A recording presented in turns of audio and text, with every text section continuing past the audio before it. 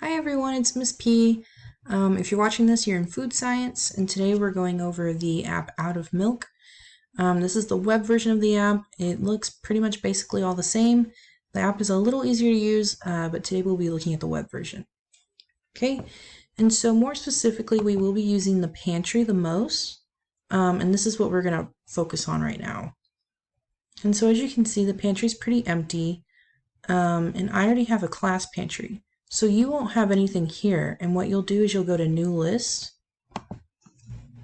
and you'll type in Class Pantry. You won't mess with this, you can leave it as general, and then you'll press Save, okay? So I'm in the Class Pantry right now, and then the first thing we're going to want to do is make our categories, and so you'll go up here to Manage Categories.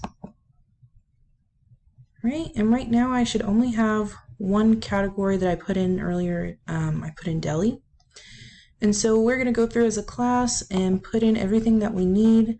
So let's say we do need dairy, and then you can choose a color for it. It can be any color you want. I'm going to make it, I want a light blue.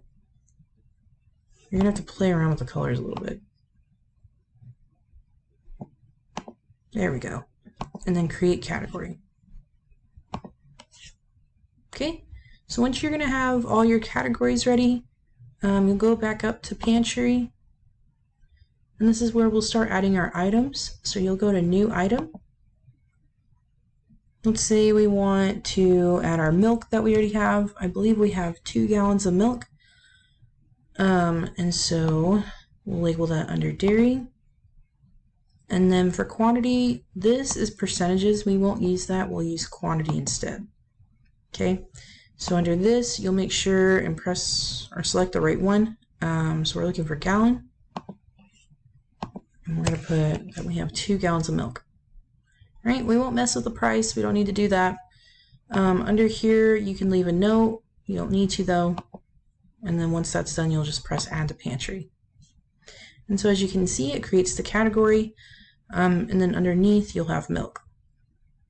And so if we wanted to add, let's say we have sandwich meat turkey. We want to put it under deli. Okay. And up here, so this might not be exactly the same. If you don't know what to put for this, just ask me. I'm going to go ahead and put bag.